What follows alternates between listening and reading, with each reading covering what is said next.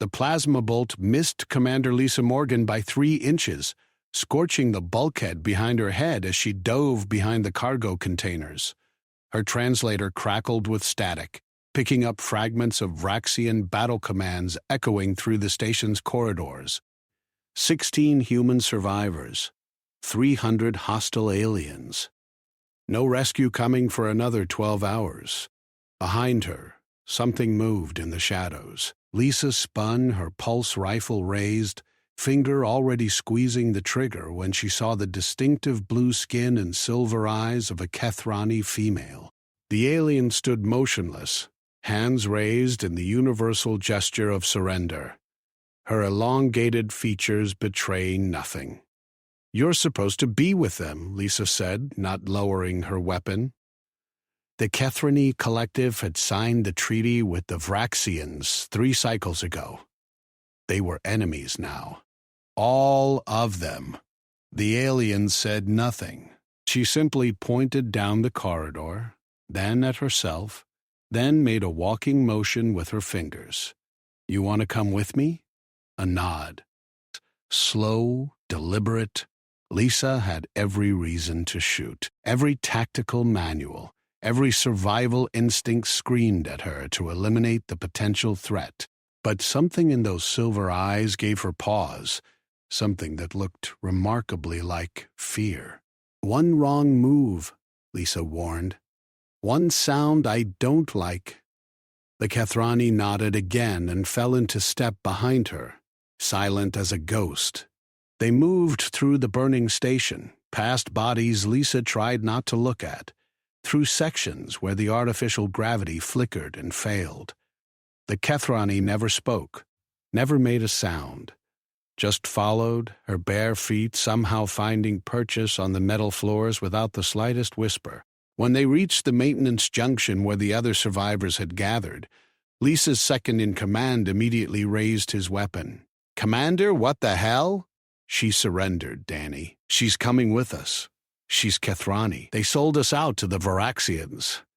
And right now she's unarmed and outnumbered. Watch her if you want, but we're not executing prisoners." The Kethrani sat in the corner, away from the others, her silver eyes watching everything. Watching Lisa most of all. When their gazes met, the alien quickly looked away, but not before Lisa caught something unexpected: recognition. Hours passed. The Vrakians drew closer, their search patterns tightening. Lisa coordinated the defense, positioned the survivors, rationed the ammunition they had left. Through it all, the silent Kethrani watched. It was near midnight, station time, when the alien finally moved. She crossed the room to where Lisa sat studying the station schematics and knelt beside her. Her mouth opened, closed. Her hands trembled. Then she spoke, in perfect, unaccented English. "There is a passage they do not know about. I will show you, but first, you need to understand why I am here." Lisa stared at her. "You speak our language. I speak many things I have hidden." The alien's voice dropped to a whisper. "And I have waited 7 years to say what I am about to tell you. The Vraxian patrol was 2 corridors away when the Kethrani, whose name Lisa now knew was Valara, led them into a section of the station that shouldn't have existed. This was built during the first contact period," Valara explained, her voice barely audible, "before the treaties, before the lies. Your people and mine worked together here, in secret, trying to prevent what eventually happened." Lisa kept her rifle ready, scanning the darkness ahead. What exactly happened? A betrayal? But not the one you think. Valara paused at a junction, her silver eyes catching what little light remained. The Kethrani did not choose to ally with the Vraxians. We were forced, conquered from within by our own leaders who had been compromised decades ago. Compromised how? There is a parasite, microscopic, Vraxian engineered. It attaches to the neural pathways, rewrites loyalties, erases resistance. Every Kethrani leader for the past 40 years has been infected. Every treaty we signed, every alliance we broke, every human we abandoned to Vraxian aggression, it was all orchestrated. Danny moved up beside Lisa. And we're supposed to believe you're not infected? Valara turned to face him directly. I was infected for 2 years. Then I encountered something that burned the parasite from my mind. She looked at Lisa. I encountered you. The words hung in the air like smoke. 7 years ago, Valara continued, on the mining colony of HFY 4. You were a lieutenant then. Your ship had crashed. You were wounded, dying. I found you in the rubble. Lisa's blood went cold. She remembered HFY 4. Remembered waking up in a medical bay with no memory of how she'd gotten there. The official report said a passing freighter had rescued her. But there had always been gaps, hours she couldn't account for. I was supposed to execute any human survivors. Those were my orders. The parasite in my mind screamed at me to do it. Valara's voice cracked. But you looked at me. You were bleeding, barely conscious, and you looked at me and you said, thank you. You said thank you before I had done anything. Before you even knew if I would help or hurt you. I don't remember that. You would not. You were delirious with fever. But I remember. I remember everything. Valara pressed a hand to her chest. Something broke inside me that day. The parasite tried to make me kill you, and I refused. For the first time in 2 years, I refused a command. The act of defiance damaged the parasite. Over the following months, it died completely. Lisa stared at the alien who had apparently saved her life 7 years ago. Why didn't you tell me sooner? Why follow me in silence? Because I needed to be sure you would listen. And because what I have to tell you next will determine whether humanity survives the next month. The other survivors had gathered closer, drawn by the intensity of the conversation. Valara looked at each of them in turn. The Vraxians are not here for this station. They are not even here for the sector. They are here because they have finally completed the weapon they have spent 50 years building. A biological agent that will eliminate every human being in the galaxy within 30 days of release. That's impossible, Danny said. You can't target a single species with a biological weapon?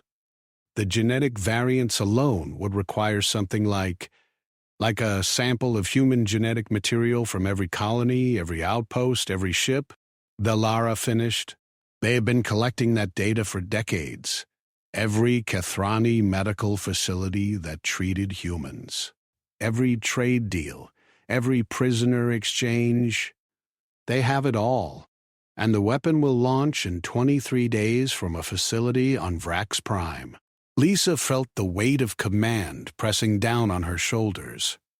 How do you know this? Because before I was a soldier, I was a scientist.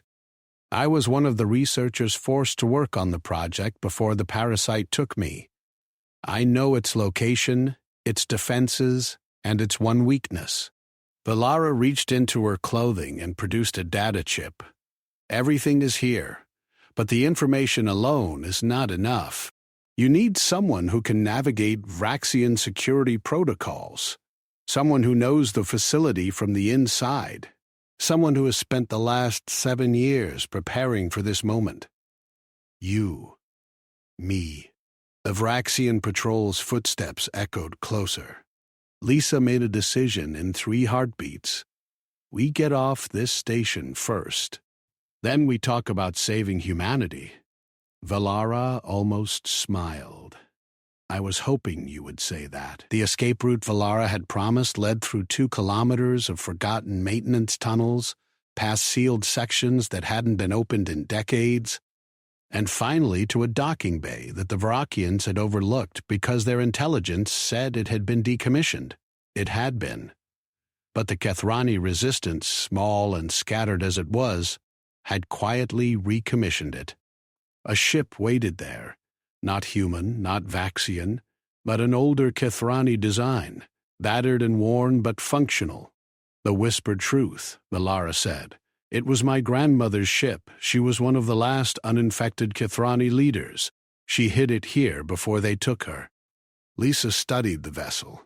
It was small, barely large enough for 20 passengers, but it had something most ships its size lacked: a functional stealth drive. Can it reach human space without being detected? It can reach Vrax Prime without being detected, Valara replied. If you are willing to trust me that far. Trust, such a small word for such an enormous ask. Lisa looked at her people. 16 survivors, exhausted, wounded, running on nothing but adrenaline and hope. She looked at Valara, the alien who had kept her secret for 7 years, waiting for this moment. Danny, start loading everyone on board. Valara, you're with me in the cockpit. Commander, Danny started. Are we really going to? We're going to save our species, Lieutenant. Any objections? Danny's jaw tightened, but he shook his head. No, ma'am. The whispered truth lifted off just as the Vraxians breached the docking bay. Plasma fire splashed harmlessly against the hull as Valara engaged the stealth drive, and they vanished into the dark between stars. In the cockpit, with the immediate danger behind them, Lisa finally allowed herself to breathe. 7 years, she said. You've been planning this for 7 years. Longer. The planning began the moment I broke free of the parasite, but the waiting, yes. 7 years of watching, learning, positioning myself where I needed to be. I knew eventually you would rise high enough in human command to make a difference. I knew eventually our paths would cross again. Valara's hands moved across the controls with practiced ease. I did not expect it to happen on a burning station surrounded by enemies, but I have learned that fate rarely follows our expectations. Why me specifically? There are thousands of human officers, admirals, generals, people with actual power. Valara was quiet for a long moment. Because you thanked me. I was delirious. You were dying, and instead of begging for your life or cursing your enemy, you offered gratitude to a stranger. In that moment, I understood something about humanity that the Vraxians have never grasped. Valara turned to face her. Your species does not merely survive, you hope. Even when hope makes no logical sense. Even when the odds are impossible. You hope, and somehow, that hope becomes a weapon more powerful than any plasma cannon. Lisa didn't know how to respond to that, so she focused on the practical. Tell me about the weapon. Tell me about the facility. Tell me everything. And Valara did. The facility on Vrax Prime was called the Cleansing Chamber by those who had built it. It sat at the bottom of a canyon so deep that natural light never reached its walls. 3,000 Vraxian soldiers guarded it at all times.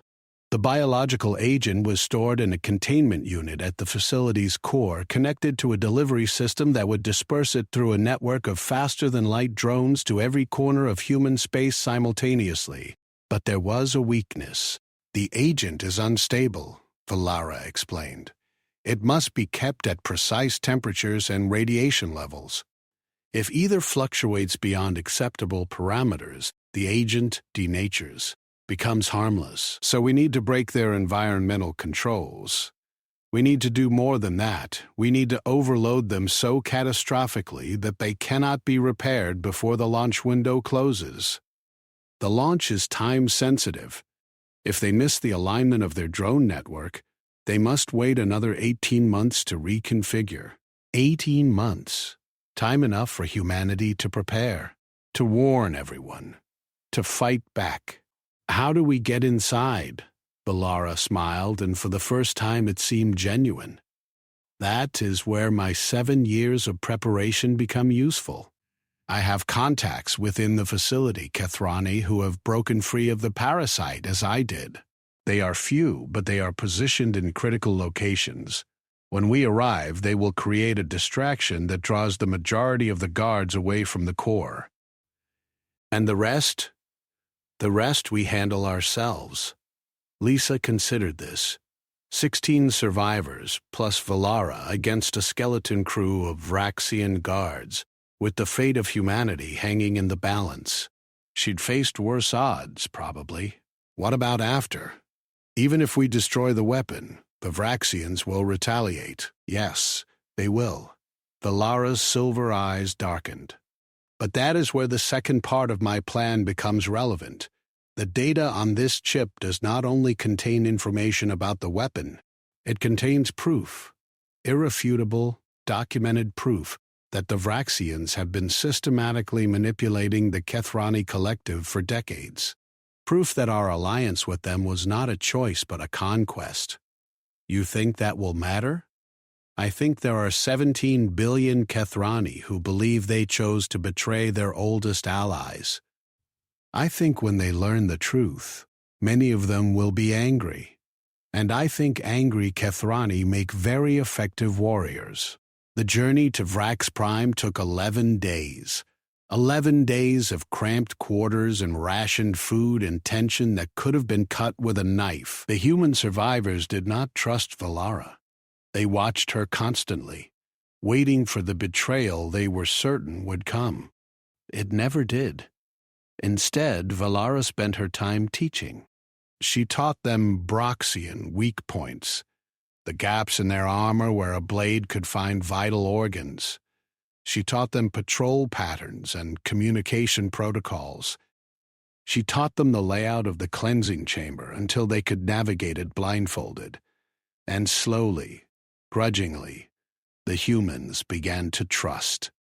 On the 9th night, Lisa found Valara alone in the ship's small observation bay, staring at the stars. "Can't sleep?" Lisa asked. "I have not slept well in 7 years. My mind replays the things I did while the parasite controlled me, the orders I followed, the lives I ended." Valara's voice was hollow. "I tell myself I was not responsible, that the parasite made those choices, not me. But some part of me remembers the feeling of my hands carrying out those acts, and that part does not forgive." Lisa sat down beside her. "I've given orders that got people killed. Good people, people who trusted me. I don't sleep well either. It is not the same. Maybe not, but the guilt feels the same, doesn't it? That weight you carry everywhere, wondering if you could have done something different, made some other choice that would have saved them." Valara was silent for a long moment. "Why do you bear it?" "Because someone has to. Because the alternative is letting it break me. And then all those deaths mean nothing." Lisa looked out at the stars. "Because I have to believe that the good I do outweighs the harm. That's the only way I can keep moving forward. And if it does not, if the harm outweighs the good, then I try harder." Valara turned to look at her. "You are a remarkable species. Even your broken ones refuse to stay broken. We're stubborn that way." Something that might have been a laugh escaped Valera's throat. "Yes, stubborn. I think perhaps that is the word the Vraxians underestimate most. They reached Vrax Prime on schedule. The planet was ugly, a brown and orange sphere scarred by centuries of industrial development. The atmosphere was toxic to most species, including humans, which meant they would need environmental suits the moment they left the ship. Valara had planned for that too. "The suits are Vraxian military grade," she explained as she distributed them. "Taken from guards who were sympathetic to our cause. They will mask your biosignals, make you appear Vaxian on scanners."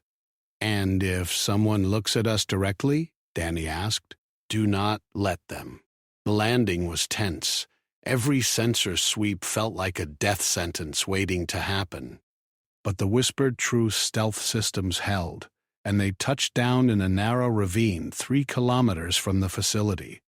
"From here we walk," Valara said. "Stay close, stay quiet, and whatever happens, do not stop moving." They moved. The canyon walls rose around them like the bones of some ancient beast, blocking out the poisoned sky.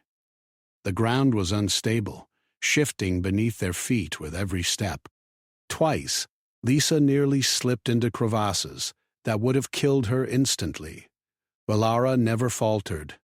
She moved through the darkness like she had been born to it, finding handholds and footholds that shouldn't have existed, pulling the humans along behind her. At the 1-kilometer mark, they encountered their first patrol. Valara raised her hand, signaling everyone to freeze. The Vraxians passed within meters of their position, close enough that Lisa could hear their harsh breathing through the thin atmosphere. They didn't see the humans pressed against the canyon wall.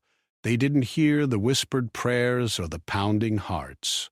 They passed, and Valara signaled to move again.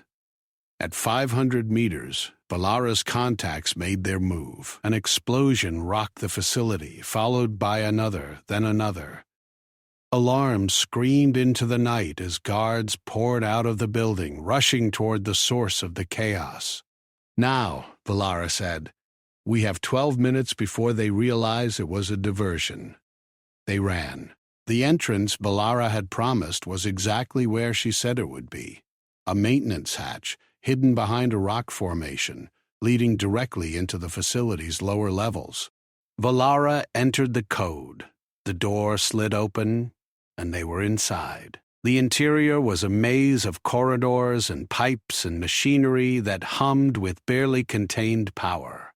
Valara led them through it without hesitation, navigating by memory and instinct. They encountered 2 guards in the first 5 minutes. Lisa killed them both before they could raise an alarm, the shots muffled by the suit's integrated suppressors. "The core is ahead," Valara said. "Through those doors." The doors were locked. Of course they were locked. But Valara had a key.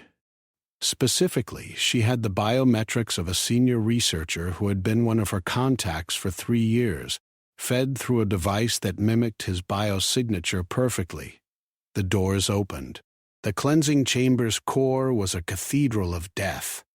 The containment unit sat at its center, a massive cylinder filled with swirling blue liquid that seemed to pulse with malevolent intent. Around it, monitors displayed readouts in Raxian script that Lisa couldn't read, but Valara clearly could. "The environmental controls are there." Valara pointed to a console on the far side of the room. "Danny, you have the device?" Danny produced a small box from his pack. Inside was a specialized charge, designed to create an electromagnetic pulse that would fry every circuit in the room. "Set it, then we run." Danny moved. Lisa and the others spread out, watching the entrances, waiting for the inevitable. The inevitable came faster than expected. A door burst open and Vraxian soldiers poured through, plasma rifles blazing. Lisa threw herself behind a console as the air filled with weapons fire. Beside her, someone screamed, "Hit! Falling!" "Danny, status," she shouted. 30 seconds. Another explosion. More screaming. Lisa rose from cover long enough to drop 2 Varaxians, then ducked as return fire scorched the air where her head had been. Valara appeared beside her, moving with a speed and grace that shouldn't have been possible, a stolen Broxian blade in each hand. She carved through 3 soldiers in as many seconds, her silver eyes blazing with something Lisa had never seen in them before. Fury. Pure, focused, devastating fury. 20 seconds, Danny shouted. The Vraxians kept coming. There were too many of them, far more than Valara's intelligence had suggested. Someone had betrayed them. Someone had known they were coming. 10 seconds, Lisa looked at Valara. Valara looked back. In that moment, they both understood what needed to happen. "Get them out," Lisa said. "I'll hold the door." "No." Valara shook her head. I will hold the door. You will lead them home. Valara, you thanked me once, Lisa Morgan. Now I thank you for showing me that hope is not foolishness, for giving me a chance to be more than what the parasite made me, for trusting me when you had every reason not to. Valara's hands tightened on her blades. Now go. Save your people. Save mine. Save everyone. 5 seconds, Lisa wanted to argue. Wanted to stay. But she was a commander, and commanders made hard choices. She ran. The pulse went off just as she reached the exit, a wave of invisible force that killed every electronic system in the chamber. The containment unit's failsafes failed. The temperature fluctuated wildly. The biological agent, the weapon that would have killed every human in the galaxy, denatured and died. Behind her, she heard Valara's battle cry, a sound that would haunt her dreams for the rest of her life. And then, silence. The escape was a blur, running through corridors filled with emergency lighting, carrying wounded, leaving dead behind, finding the ship, launching into the poisoned sky. They made it. 11 survivors, 11 out of 16. And no Valara. Lisa sat in the cockpit, staring at the data chip in her hand, the proof Valara had promised, the evidence that would turn the Kethrani against the Vraxians and change the balance of power in the galaxy. She saved us, Danny said, sitting down beside her. She saved all of us. She saved more than us. She saved humanity. Do you think she knew? From the beginning, I mean. Do you think she always planned to sacrifice herself? Lisa thought about that. Thought about 7 years of waiting, planning, positioning. Thought about a dying woman on Hestia 4 and a single word of gratitude that had broken through a parasitic prison. I think she hoped she wouldn't have to. But I think she was ready if she did. That's a lot of faith to put in strangers. Not strangers. Lisa closed her hand around the data chip. Hope. She put her faith in hope. The chip contained everything Valara had promised and more. Within weeks, the evidence had spread across the galaxy. The Kethrani collective erupted in outrage as the truth of their manipulation became clear. Civil war broke out on a dozen worlds as the infected leaders were hunted down and exposed. The Vrakians, suddenly facing an enemy they had believed to be under their complete control, were forced to retreat from human space entirely. The war wasn't over, might never truly be over, but the immediate threat had passed. Humanity survived, and in the halls of power, in the military academies, in the whispered conversations of those who knew the real story, a legend began to grow. The legend of the Kethrani who had followed a human in silence for 7 years, carrying the words that would save a species, waiting for the moment when they would finally be spoken. Lisa told the story often to anyone who would listen. She told it to cadets and to admirals, to politicians and to children. She told it because Valara deserved to be remembered, because the truth deserved to be known, because hope, even impossible hope, was a weapon more powerful than any they could build. And somewhere, in whatever afterlife existed for fallen warriors, Lisa hoped that Valara could hear her. "Thank you," she whispered every time she told the story. "Thank you."